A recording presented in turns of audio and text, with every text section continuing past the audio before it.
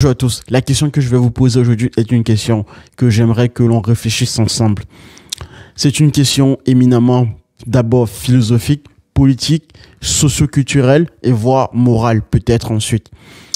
C'est une question qui est une bombe en fait. Pourquoi? Parce que beaucoup de personnes s'inquiètent de la montée de l'IA et de sa généralisation au sein de la société, notamment à travers l'aspect du travail. Poser les questions ou la grande picture ainsi, pour moi, c'est une aberration. Ou du moins, on n'est pas assez entré dans la compréhension de ce qui se passe réellement, de ce qui se joue à grande échelle. Je poserai la question plutôt dans ce sens. Quant à savoir le fait que l'IA va remplacer quasiment tous les emplois du monde entier, et d'autant plus dans les sociétés les plus avancées technologiquement. Moi, je ne poserai pas la question en ces termes ainsi, mais bien sûr, il y a une corrélation. Je poserai plutôt la question du devenir de la société, du devenir même du monde à un moment donné T de l'histoire. Mais prenons une société, du moins, qui est déjà en avance sur l'intelligence artificielle. On peut prendre déjà la Chine ou les États-Unis. Et à une moindre mesure l'Europe, société occidentale si on veut. Mais la question principale est celle-ci. Que deviendra, comment pourrait-on penser une société dans laquelle l'intelligence artificielle est généralisée à tous les pans de la société? Quelle est la forme de la structure du pouvoir dans cette société? Dans une certaine mesure, le travail, comment est-il organisé à travers ce que l'on pourrait appeler un revenu universel, entre guillemets, une forme de revenu universel, dans le sens où l'IA sera généralisée et donc beaucoup de personnes seront, entre guillemets, au chômage. Quelle sera la valeur, cette fois-ci, du travail au sein de cette société dans laquelle on considérait que le revenu universel est une norme? Question à se poser. Et bien sûr, la valeur de l'humain. En tant que citoyen, au quotidien, quelles sont ses activités, comment s'occupe-t-il, quels sont ses loisirs, etc.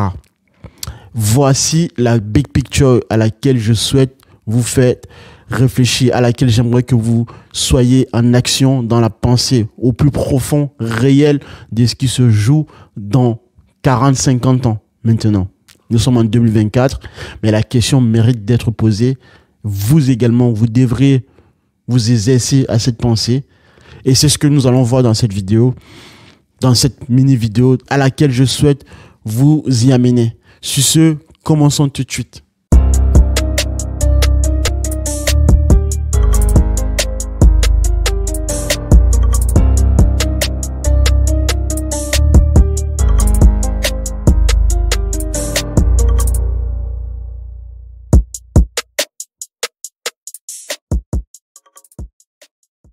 Bonjour une fois de plus, je m'appelle Gabriel Mbenda, je suis ingénieur informatique de formation mais également expert en conception de solutions d'intelligence artificielle.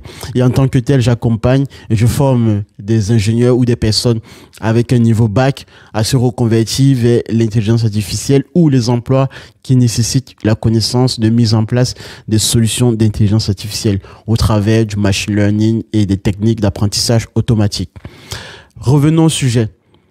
J'aimerais vous amener dans la compréhension de ce qui se passe à un niveau de grande échelle.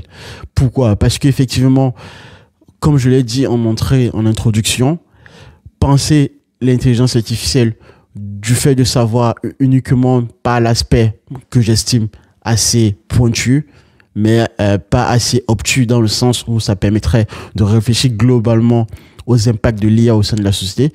Beaucoup d'employés se plaignent ou commence à s'inquiéter du fait que l'IA sera demain une activité qui va, entre guillemets, les disrupter dans le cadre de travail. Je pense que la question mérite d'être posée et justement, nous allons voir en quelque sorte les tenants et les aboutissants de part et d'autre de ceux qui affirment dans le sens où l'IA va totalement remplacer les emplois. Et de l'autre côté, d'autre part, certaines personnes qui estiment que l'IA simplement va contribuer dans une forme de symbiose entre l'employé d'aujourd'hui avec son futur, le devenir de son travail demain. Pour ma part, je pense que dans un premier temps, il faut plutôt d'abord penser comment advient l'IA ou les technologies par le passé déjà. Donc, en tant que tel, l'IA n'est pas la première nouvelle technologie que l'on a. Par le passé, on a déjà eu d'autres technologies, l'Internet, la blockchain, etc. Pour la question de la structure du pouvoir, il faut se poser une question fondamentale, c'est de savoir comment arrivent les technologies au sein du citoyen, au sein de la société, au sein de la main du citoyen. Vous et moi, vous êtes des citoyens lambda au sein d'une société. Vous utilisez l'intelligence artificielle. Sachez que l'application de l'intelligence artificielle à laquelle vous n'y avez pas est une application déjà pensée en avance ou du moins qui a déjà été examinée dans un aspect beaucoup plus large que ce que vous avez actuellement d'un point de vue militaire. Je l'ai déjà précisé. Les technologies, en fait, les avancées ou tout ce qui est vraiment disruption au sein de la société en tant que nouvelle technologie, elles arrivent déjà d'un point de vue de la stimulation de l'économie à travers les investissements massifs qui sont réalisés par, je précise bien, le public au sein du privé. L'État, si vous prenons donc à titre d'exemple bien précis pour que mon propos soit très bien clair, vous prenez les États-Unis, le gouvernement américain, au travers de son complexe que l'on appelle le complexe militaro-industriel, du fait tout simplement que les États-Unis doivent continuer à maîtriser leur puissance, à conserver le pouvoir au sein du monde entier.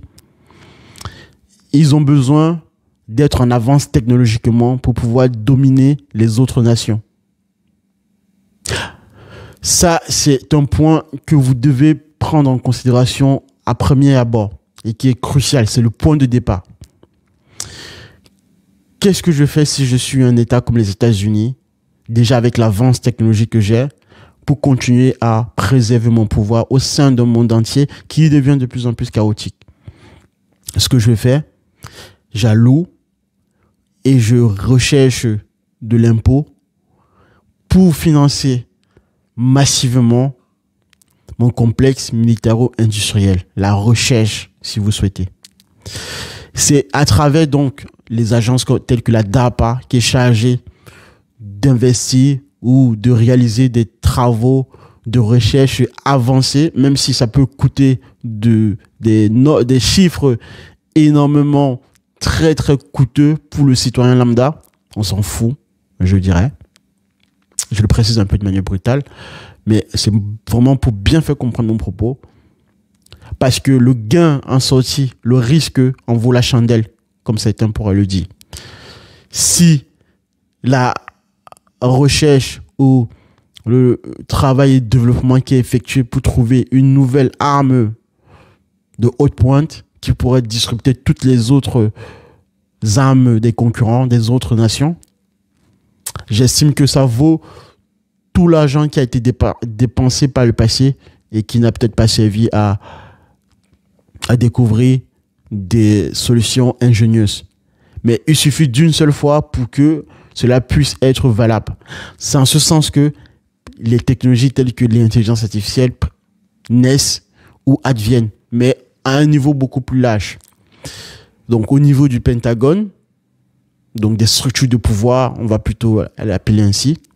On va maintenant cette fois-ci examiner comment cette technologie, bien sûr, une fois le stade passé de l'examen du pouvoir, du militaire, de la domination, on va réaliser maintenant une seconde étape de réflexion. Comment cette technologie pourrait-elle bénéficier à un cadre privé non militaire? Donc cette fois-ci, on peut faire entrer des sociétés privées qui pourraient penser également à leur tour à l'application ou aux applications de l'intelligence artificielle, ici en l'occurrence, au sein de la société.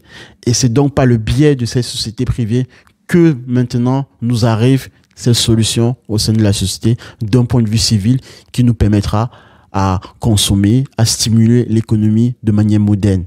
Et par ricochet, le travail au sein de la société qu'on occupe, que vous et moi vous occupez au sein des sociétés privées, des entreprises, tout simplement.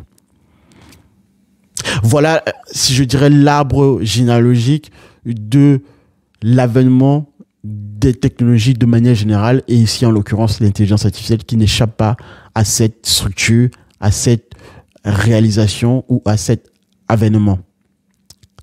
Donc en ce sens, demain si on considère que la société est totalement gérée par l'IA de manière générale, vous êtes d'accord avec moi que si on prend en compte le raisonnement, si on, en tout cas l'hypothèse que je viens de vous présenter est valide, que la structure du pouvoir n'aura pas changé, parce que qui dit généralisation massive de l'IA au sein de la société veut dire que il existe un pouvoir qui contrôle la machine.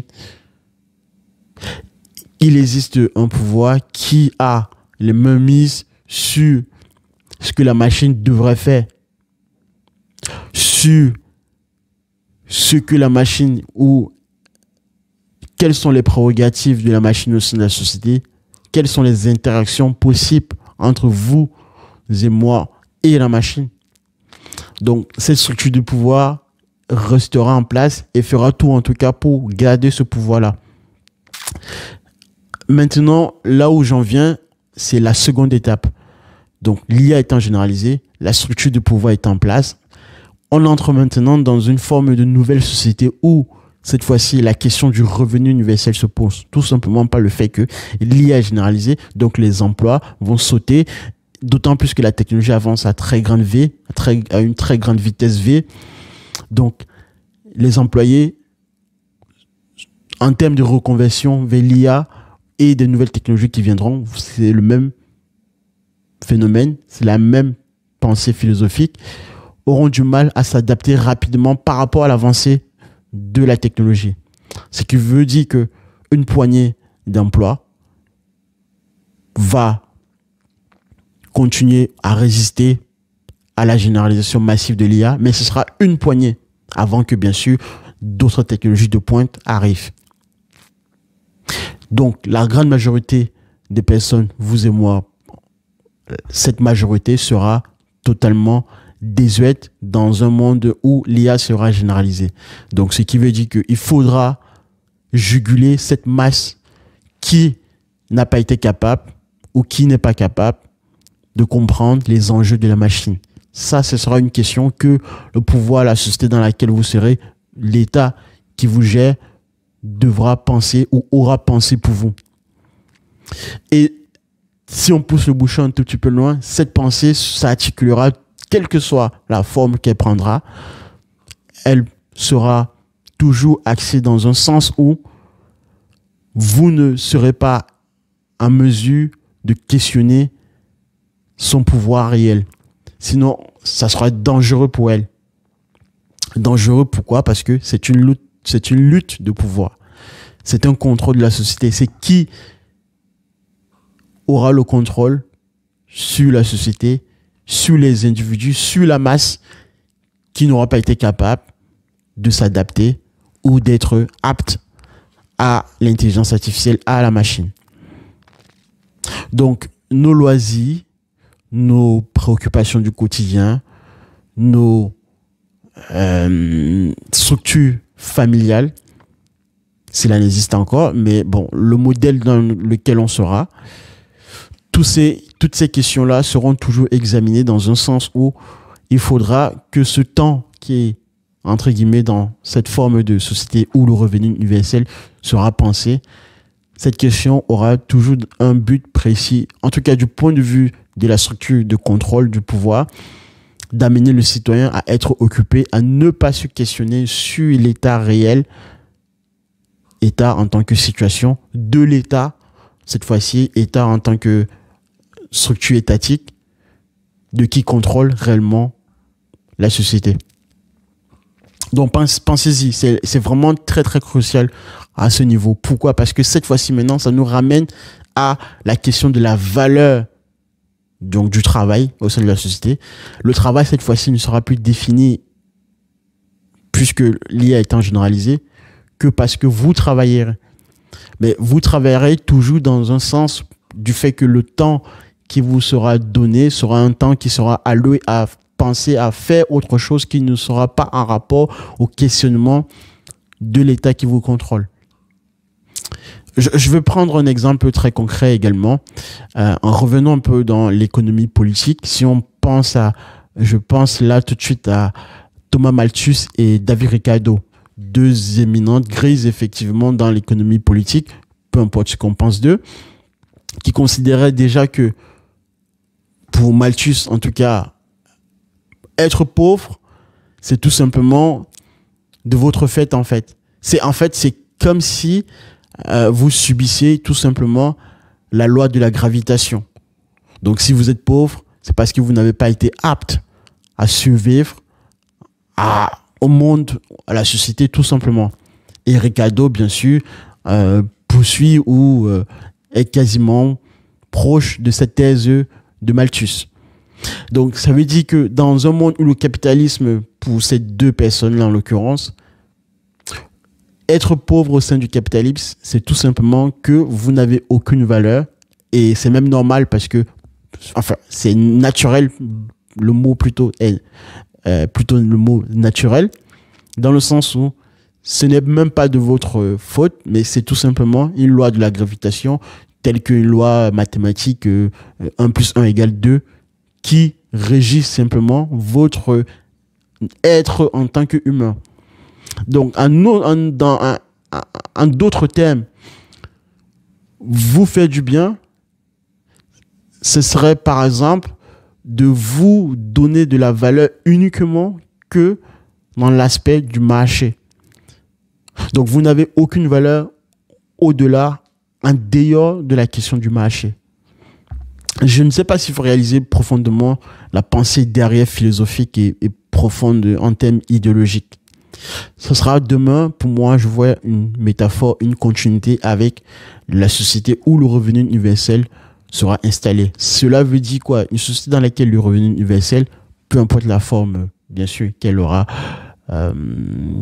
pu prendre, votre valeur au sein de cette société-là aura uniquement pour fonction d'être un citoyen adouci et un citoyen obéissant, un citoyen de loisir, mais dans tous les cas, un citoyen qui ne sera pas capable, ou qui ne devrait pas même, être capable de se questionner sur la nature réelle de qui contrôle les machines et donc de la superstructure de pouvoir au-dessus. Bien sûr, vous serez sans doute épanoui pour certains. Déjà, aujourd'hui, on peut constater que avec les réseaux sociaux, certains sont plus connectés. La nouvelle génération qui arrive, quand vous voyez les contenus massivement qui sont produits à la minute, etc., vous regardez les chiffres, quelle que soit la plateforme que vous pouvez prendre, vous voyez que cette nouvelle génération qui arrive est d'autant plus connectée aux écrans. Et demain, je ne vous en parle pas, donc avec la réalité virtuelle, etc. D'autres nouvelles formes de société viendront. Et je pense, pour ma part, personnellement, cette fois-ci, c'est à titre personnel, à mon humble avis, que l'épanouissement sera dans une forme de... On entrera beaucoup plus maintenant dans le virtuel comme nouvelle réalité. Ok? Voyez-vous, donc c'est en ce sens que c'est vraiment très profond ce que je suis en train de vous faire part. Parce que derrière, je vais terminer ici, va se poser la question cette fois-ci de la valeur humaine, puisque valeur du travail, votre travail. Aujourd'hui, par exemple, lorsqu'on pose la question à quelqu'un, que fais-tu dans la vie ou qui es-tu? Les gens se définissent uniquement que par le prisme de leur emploi. Demain, n'ayant plus cet emploi-là, quelle sera la réponse à cette question? Ça sera une question du type je suis actuellement en train de jouer dans le métaverse, je suis en train de penser, mais dans un monde virtuel. En tout cas, ce ne sera pas le pouvoir qui contrôle, Ça ne sera pas quelque chose d'autorisé de vous faire penser à réellement son pouvoir. Donc, maintenant, je termine pour faire bref. La valeur humaine, comment sera défini l'humain? Quel sera ou quels seront les codes socio-culturels et voire moraux de l'humain au sein de la société, dans une telle société que je viens de vous esquisser. La culture, comment sera-t-elle définie? Comment interagir avec d'autres humains? Sachant que, si je prends aussi un autre exemple, dans le sens où, avec l'intelligence artificielle, avec les nouvelles technologies qui arrivent, les biotechnologies, l'IA, si vous prenez Elon Musk, bon, c'est comme archétype, bien sûr, de pensée, mais d'autres milliardaires ou d'autres personnes comme lui pensent à peu près de la même sorte, du fait que l'IA, à travers des implants neuronaux, l'IA permettra aux humains d'être beaucoup plus aptes à une nouvelle forme de société, à résoudre certains problèmes complexes, parce qu'on aura cette symbiose entre la machine et l'humain. Ceci veut dire que certains humains, demain, la forme de l'humain en elle-même, en soi, en sera modifiée. Il faudra définir quelqu'un qui portera, qui aura en lui, au niveau de son corps, peu importe la partie, des implants neuronaux. Est-ce que réellement, ça sera encore, je pose la question, un humain au même titre de définition que l'humain actuel que nous sommes en train de vivre dans la société actuellement en 2024? C'est la question que je pose, bien sûr. Donc, je vais m'arrêter là. C'était simplement pour vous faire réfléchir, si je dois résumer, à un devenir, à une potentielle prise de conscience de ce que sera la société de demain dans 50 ans. C'est vraiment pousser la réflexion au plus profond et essayer de me dire en commentaire, bien sûr, si vous êtes d'accord avec moi. Et bien sûr, si vous n'êtes pas d'accord, vous exposez vos faits et on verra à peu près, je pense, certaines solutions ou certaines autres réflexions que la mienne. Je vous dis merci de m'avoir suivi et on se revoit à la prochaine pour une nouvelle réflexion.